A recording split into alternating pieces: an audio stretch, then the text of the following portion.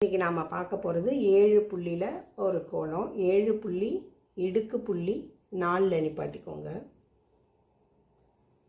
இது தாமரையோடு சேர்ந்து வர்றதுனால வெள்ளிக்கிழமையோ இல்லை 4 கிழமை விசேஷம்னாலும் போடுறதுக்கு அழகாக இருக்கும்.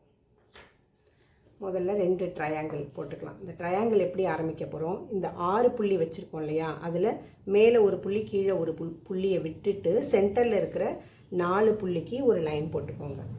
அதே மாதிரி அதை திருப்பி இந்த சைடு 4 புள்ளி கணக்கு பண்ணி இப்படி ஒன்று போட்டுக்கோங்க.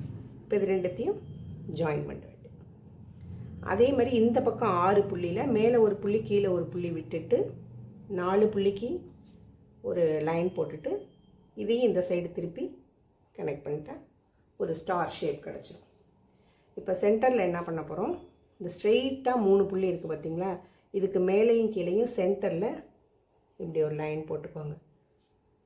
இப்போ இந்த லைனோட ஒரு கார்னர் இந்த 2 புள்ளிக்கு நடுவில் அந்த கோட்டை டச் பண்ணுற மாதிரி இப்படி ஜாயின் பண்ணிக்கிட்டால் இங்கே உள்ள ஒரு குட்டி ஸ்டார் ஒன்று கிடச்சிடும். இப்போ வெளியில் இருக்கிற புள்ளியெல்லாம் ஒரு லோட்டஸ் ஷேப் போட போகிறோம்.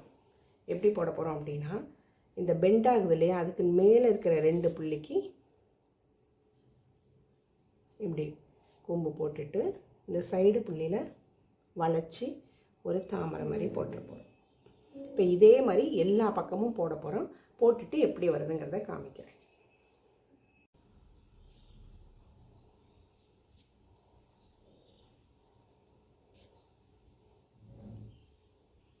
இப்போ நம்ம லோட்டஸ் போட்டு முடிச்சாச்சு.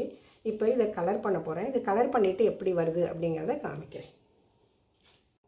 இந்த மாதிரி எல்லாத்துக்கும் கலர் கொடுத்தாச்சு. லோட்டஸ்க்கெல்லாம் சென்டரில் இருக்கிற ஸ்டாருக்கும் கலர் கொடுத்துட்டேன். இப்போ சித்ரா பௌர்ணமி வருது இல்லையா, அன்றைக்கி கூட இந்த கோலத்தை நீங்கள் அழகாக போட்டு கலர் கொடுத்தா ரொம்ப அழகாக இருக்கும். கோலம் பிடிச்சிருந்துச்சுன்னா கமெண்ட் பண்ணுங்கள், லைக் பண்ணுங்கள், சப்ஸ்கிரைப் பண்ணுங்கள். அவ்வளோதான். சூப்பர்.